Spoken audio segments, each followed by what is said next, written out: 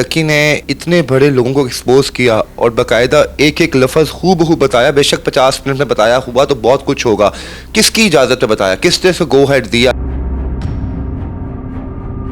अपने ज़मीर की इजाज़त से बताया। डक्की शायद चपेड़ें खा के चुप कर जाता, पैसे का भी, उसकी फैमिली को हरासा भी किया गया। ये जो भेड़िए थे जिनको आप कह रहे हैं कि सादुर रहमान एंड वुल्व्स, ये भेड़िए पैसों के बाद जिस्म के भूखे भी हो गए थे बाद। डक्की का व्लॉग ऐसा था कि उसने जनाजे वाले दिन ही सालाना ख़त्म करा दिया।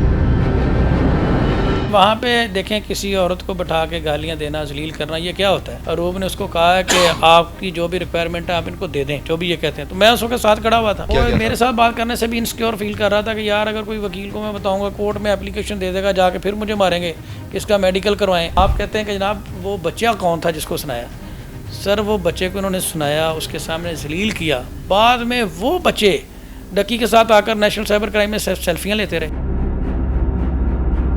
तमाम अफसरान के बच्चे आते थे, उसके साथ तस्वीरें लेते थे और ये उसे करप्ट और कंट्री हेड और पता नहीं क्या क्या कहते थे। सिर्फ और सिर्फ महज मकसद यही था कि पैसा निकलवाना। 9-9.5 करोड़ रुपया जो इस वक्त डक्की का जो है वो जिस ऑफिसर जो है क्या शुएब नाम है शायद उनका, उनके अकाउंट में ट्रांसफ़र हुआ है। वो पैसे अब वापस डक्की के अकाउंट में आएंगे, क्या तरीकाकार होगा? अगर तो नेशनल साइबर क्राइम ये साबित करता कि ये गैम्बलिंग की प्रमोशन का पैसा है और ये ट्रांजैक्शन है और उन ट्रांजैक्शन से ये पैसा आया है, उस रिकवरी की कोई वैल्यू नहीं है। वो बेसिकली एक्सटॉर्ट की गई है मनी। डक्की को लाया गया, हथकड़ियों में लाया गया। जब तक ये नेशनल साइबर क्राइम के अफसरान थे उनको मास्क में लाते थे। अभी वो कभी नज़र आए आपको? उसकी बेगम के साथ क्या क्या सलूक किया गया? उसने जस्ट जो है मोटे मोटे लफ्ज़ों में बताया कि उसको फंसाना चाहते थे मुख्तलिफ केसेस में। एक्चुअली किया गया उसके साथ? यार देखें, अभी भी हमारे घरों में भी बहन बेटियां हैं। मैं अभी भी इस पर कुछ चीज़ें ऐसी हैं जो करना नहीं चाहता, लेकिन मैं ऑनेस्टली बात बताऊँ, डक्की शायद चपेड़ें खा के चुप कर जाता, पैसे का भी। लेकिन ये कुछ चीज़ें इससे भी ज़्यादा हुई हैं। उसकी फैमिली को हरासा भी किया गया है। जिस तरह से उन्होंने बीवी को डेफिनेटली जिस तरह से उन्होंने कहा कि जिस तरह से उनकी बॉडी लैंग्वेज थी कि और वो साहबा आपने प्री रेस्ट बेल करवा ली है, उनको वहाँ पे हरासा भी किया जाता रहा है। जब इज़्ज़त पे बात आई है ना, तब ये मामलात हुए हैं। तब ये इस तरह से जाके इतने 52 मिनट्स का व्लॉग जो है, उसके पीछे एक रीज़न ये भी है कि कोई इंसान पैसे का लॉस बर्दाश्त कर सकता है, अपने ऊपर होने वाला अपनी ज़ात की हद तक बर्दाश्त कर सकता है। और उसने अपने व्लॉग में भी ये कहा कि मेरे से सबसे बड़ी गलती ये हुई कि मैंने अरूब को वापस बुलाया। क्यों? उसने कहा कि जब किसी इंसान की इज्जत ही महफूज नहीं है। क्या ये जो भेड़िए थे जिनको आप कह रहे हैं कि सादुर रहमान एंड वुल्व्स, ये भेड़िए पैसों के बाद जिस्म के भूखे भी हो गए थे बाद? डेफिनेटली उन्होंने वहाँ पे देखें किसी औरत को बैठा के गालियाँ देना, जलील करना, ये क्या होता है? ठीक है, ये क्या होता है? तो इन्होंने पूरी तरह से उनकी मदर को, उनकी फैमिली को हरासा किया है। और जिस तरह से उसने व्लॉग में आपको बताया, ये प्रैक्टिकली 100% ये चीज़ें हुई हैं। जब ये हेयरिंग में आता था तो ये हमें बताता था। आपने देखा कि जब अरूब ने उसको कहा है कि आपकी जो भी रिक्वायरमेंट है आप इनको दे दें, जो भी ये कहते हैं। तो मैं उसके साथ खड़ा हुआ था। ठीक है, वो फुटेज जो आपने देखी, मैं उसके साथ खड़ा हुआ था। मैंने साथ से पूछा कि आपने मेडिकल करवाना चाहते हैं? उसने कहा मुझे कोई ऐसी इंजरी नहीं है जिसके ऊपर कोई मेडिकल आए, तो मैं मेडिकल नहीं करवाना चाहता। तो वो उस वक्त हमसे भी बात करने से डर रहा था। इतना इसको मेंटली तौर पे प्रेशर किया गया? मेरे साथ बात करने से भी इनसिक्योर फील कर रहा था कि यार अगर कोई वकील को मैं बताऊंगा, कोर्ट में एप्लीकेशन दे देगा, जाके फिर मुझे मारेंगे, कि इसका मेडिकल करवाएं। ठीक है, तो उन्होंने कहा नहीं सर मैंने कोई मेडिकल नहीं करवाना। फिर मैंने उससे पानी वगैरह पिलाया। मैंने पूछा, ये साथ इस बात की तस्दीक करेगा? मैंने उससे पूछा कि आपने मेडिकल करवाना है? उसने कहा नहीं सर। फिर एक और चीज़ मैं आपको बताऊं कि उस्मान मुश्ताक साहब के साथ एक वकील होते थे, वो कोर्ट में ऐसे ना वीडियो क्लिप ले रहे हैं। उसकी फ़ैन फॉलोइंग है, नए दोस्त से। उसने कहा यार वीडियो बना लो, लेकिन ये वीडियो भी पब्लिश ना करना, क्योंकि अगर आपने पब्लिश की ना तो ये मुझे फिर मारेंगे ये जाके। इतना बेचारा डरा हुआ था वो। उसने कहा मैं बाहर आ जाऊँगा तो आप जितनी मर्जी वीडियोज़ बना लेना, लेकिन अभी मैं आपको रोकता हूँ। उसने कहा जी मेरी मिसेज़ आपको देखती हैं। एक और चीज़ आपको मैं बताऊं कि आप कहते हैं कि जनाब वो बच्चा कौन था जिसको सुनाया? सर वो बच्चे को उन्होंने सुनाया, उसके सामने जलील किया। बाद में वो बच्चे डक्की के साथ आकर नेशनल साइबर क्राइम में सेल्फियाँ लेते रहे। वो जिन पे वीडियो कॉल पे था वहाँ पे, वो सेल्फियाँ मेरे पास पड़ी हुई हैं। वो बच्चे भी आपके पास, वो तस्वीरें मौजूद हैं? वो बच्चे भाई बाद में हमें कहते रहे कि आप डक्की से मुलाकात करवा दें। इन अफसरान के बच्चे ये जो कहते हैं कि जनाब हमने पाकिस्तान के बच्चों को बेहतर फ्यूचर देना है, अपने बच्चे वहाँ पर आके उनके साथ तस्वीरें लेते थे भाई वो हमें कहते रहे। बाद में वो ज़िया को मैसेज करते रहे नाज़रीन यहाँ पर देखें कि सरफराज चौधरी साहब जहाँ पे डक्की को कह रहे हैं कि तुम हमारे बच्चों का फ्यूचर खराब कर रहे हो, और बाकायदा एक बच्चे को वीडियो कॉल की जाती है और वो बच्चा अभी डक्की को माँ बहन की गालियाँ निकालता है, और रामे साहब बता रहे हैं बाद में वही बच्चे डक्की के साथ मिलने के लिए FIA के ऑफिस में आते थे और इन अफसरान के बच्चे उनके साथ वीडियोस लेते थे। यानी कि ये महज एक दिखावा था दुनिया को बताने के लिए कि डक्की कितना बुरा इंसान है, लेकिन हकीकत में अपनी बेगम और बच्चे इनसे मिलते थे आके, इनकी तस्वीरें लेते थे। उनका मोटिव सिर्फ मनी एक्सटॉर्ट करना था, और जब उसने बताया कि पैसे ले लिए फिर उनका बिल्कुल मौक़िफ़ था। अच्छा, आपके पास वो वीडियोस मौजूद हैं जिसमें बच्चे जो हैं बाकायदा इनके साथ कुछ सेल्फी तस्वीरें मौजूद हैं, लेकिन मैं आपको शेयर कर दूंगा, आप उनके फेस जो है ना वो नहीं आप शो करेंगे कि ये कुछ चीज़ें हैं। ये भी मैं आउट ऑफ द वे जाके आपको फेवर दे रहा हूँ, हाइड कर दूंगा उनकी वो। ये भी मैं आप बल्कि शो नहीं, मैं आपको दिखा देता हूँ, मैं आपको दिखा देता हूँ। और इस बात की आप यहीं पे दिखा दें, मैं ब्लर करा दूं ताकि कैमरा आगे करें आप यहाँ पे। नहीं, इस बात की ये देखें किसी की व्हाट्सएप चैट है, एक लीगल ऑब्लिगेशन के अगेंस्ट है, मैं उस पे सब ब्लर कर दूंगा। लेकिन अभी बात शुरू हो गई, बात शुरू देखिए आप तो चीज़ें एक्सपोज हो गई थी। नाज़रीन यहाँ पे रामे साहब के पास ये लें, है किसी के पास ये तस्वीर, ये FIA के ऑफिस के अंदर की है जनाब, भाई नेशनल साइबर क्राइम के अंदर की है ये जनाब। ये पिक्चर हम लोग लगाएंगे इस वक्त, आप स्क्रीन पे देखिएगा, इसमें हम उन बच्चों के चेहरे ब्लर कर देंगे और बताएंगे जनाब कि वो शख्स जो दुनिया को एक लेक्चर दे रहा है कि जनाब के डक्की एक बुरा इंसान है, और उसके अपने बच्चे वहाँ पे खड़े होके इनके तमाम अफसरान के बच्चे आते थे, उसके साथ तस्वीरें लेते थे, और ये उसे करप्ट और कंट्री हेड और पता नहीं क्या क्या कहते थे। सिर्फ और सिर्फ महज मकसद यही था कि पैसा निकलवाना, और इनके बच्चे उसे आइडियल मानते थे।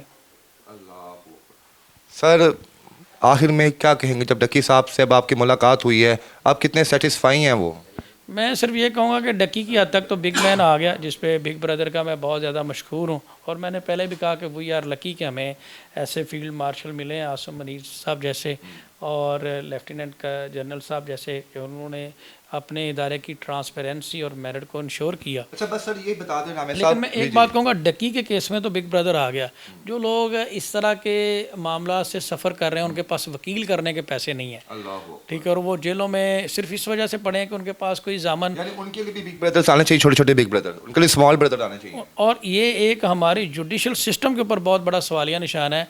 इस सारे सिनेरियो में जुडिशरी कहाँ है? अच्छा बिल्कुल, लोअर जुडिशरी का, जुडिशरी अच्छी होगी तो कोई बिग ब्रदर की जरूरत नहीं है। यहाँ 23 दिन का रिमांड दिया है, और कानून ये कहता है कि जब आप कोई रिमांड देते हैं आप उससे प्रोग्रेस मांगेंगे। तो जज साहब क्यों नहीं प्रोग्रेस मांग रहे? जज साहब क्यों ये कहते हैं कि जनाब 4 दिन का रिमांड, 5 दिन का रिमांड, क्यों नहीं इन्वेस्टिगेशन? यानी कि आप ये कहना है कि जुडिशरी जो है हमारी अगर बिल्कुल ईमानदारी से काम करे अपना, तो फिर किसी की ज़रूरत नहीं है, फिर हमारा हर महकमा हर इदारा जो है वो प्रॉपर काम करे। देखें जिस तरह से जस्टिस राम सरवर चौधरी साहब ने पॉजिटिव रोल प्ले किया और इस बेल को विद इन 2 मिनट्स डिसाइड किया है, तो लोअर जुडिशरी को क्या हो गया था?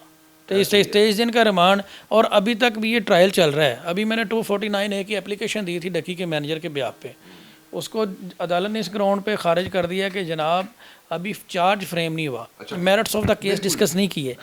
तो क्यों नहीं हमारी लोअर जुडिशरी जुडिशल विजडम का मुजाहरा करती? क्यों नहीं उन चीज़ों को लीगल विजडम के मुताबिक देखती? ऐसे ही सर बस ये बता दें, जो तकरीबन 9-9.5 करोड़ रुपया जो इस वक्त डक्की का जो है वो जिस ऑफिसर जो है, क्या शुएब नाम है शायद उनका, उनके अकाउंट में ट्रांसफ़र हुआ है, वो पैसे अब वापस डक्की के अकाउंट में आएंगे, क्या तरीकाकार होगा उसका? यार 100% आएंगे। उसकी वजह यह है कि प्रमोशन के हवाले से पाकिस्तान में भाई कानून नहीं है अभी, ठीक है, ये एप्लीकेशन लीगल है अभी तक, सारे पैसे रिटर्न होंगे। सुन लें बात, उसकी वजह यह है कि अगर तो नेशनल साइबर क्राइम ये साबित करता कि ये गैम्बलिंग की प्रमोशन का पैसा है और ये ट्रांजैक्शन है और उन ट्रांजैक्शन से ये पैसा आया है, तो फिर तो कोई बात समझ आती कि जनाब ये रिकवरी जेन्युइन है।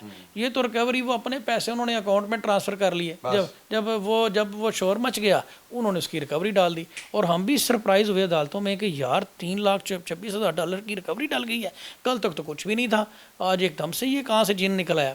तो उस रिकवरी की कोई वैल्यू नहीं है, वो बेसिकली एक्सटॉर्ट की गई है मनी। और इसके ऊपर अगर मैं आपको बताऊँ, मेरी लीगल विजडम के मुताबिक सेक्शन 409 लगता है। क्या सज़ा मिलेगी उसकी? राउंड अबाउट 10 ईयर उसकी पनिशमेंट है। जब कोई पब्लिक सर्वर में क्रिमिनल ब्रीच ऑफ ट्रस्ट करता है, वो केस प्रॉपर्टी उसकी जो थी उसके ऊपर वो एक लीगल इंटरेस्टमेंट थी, वो उसने अपने ज़ाती अकाउंट में ट्रांसफ़र कर लिया, और ये जिस तरह से पैसे लिए गए इस पे ऊपर एक्सटॉर्शन की दफ़ात भी लगती हैं। ये जो पर्चा हुआ है ना नेशनल साइबर क्राइम के अफसरान के ऊपर, इसमें अभी बहुत सारी दफ़ात और ऐड होनी चाहिए। सर आखिर में ये बता दें कि डक्की ने इतने बड़े लोगों को एक्सपोज किया और बाकायदा एक एक लफ्ज़ हूबहू बताया, बेशक 50 मिनट में बताया हुआ तो बहुत कुछ होगा, किसकी इजाज़त पे बताया, किसने से गो हेड दिया कि तुम अब ओपनली सबको बताओ कि सिस्टम कितना गंदा हो चुका हुआ है? अपने ज़मीर की इजाज़त से बताया और किसकी इजाज़त से बताया? ब्रदर या किसी और की इजाज़त से? क्या उन्होंने तो अपना रोल प्ले किया, चले गए, उनका क्या लेना देना इस चीज़ से, कोई बताए या ना बताए, उन्होंने अपने ज़मीर के तहत ज़मीर की आवाज़ जो उसके साथ हुआ है उसने बताया कि मैं दुनिया को जब किसी से जुल्म होगा, यार कमज़ोर आदमी बेचारा रो ही सकता है, बता ही सकता है कि मेरे साथ ज्यादती हुई है। एक चीज़ और मुझे बताएं, डक्की को लाया गया, हथकड़ियों में लाया गया, जब तक ये नेशनल साइबर क्राइम के अफसरान थे उनको मास्क में लाते थे, अभी वो कभी नज़र आए आपको? उनका जेलों में ट्रायल क्यों हो रहा है?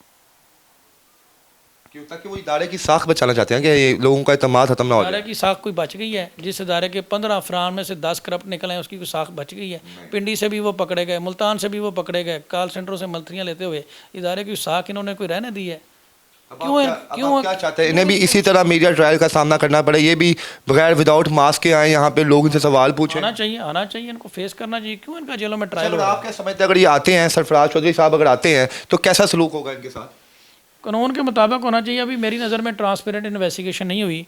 अभी जो रिकवरी डाली गई है वो इस तरह से डाली गई कि थोड़े अरसे बाद जब ये मामला ठंडा हो और बस आखिर में ये बता दें, जो आपने अपने टिकटॉक में जो कहा था कि डक्की के व्लॉग देख के इसने क्या मतलब? हाँ, उसमें ये था कि आमतौर पर जब कोई जनाजा पड़ा होता है ना तो उसकी रसूमात होती हैं। पहले जनाजा होता है, फिर तबूत आता है, फिर कारी साहब पढ़ाते हैं, फिर दफन होता है। वो डकी ने ना, फिर उसके बाद अगले दिन कुल होता है, फिर 7 दिन बाद 7वां होता है, फिर 40 दिन बाद 40वां होता है। डकी का व्लॉग ऐसा था कि उसने जनाजे वाले दिन ही सालाना ख़त्म करा दिया। Thank you so much.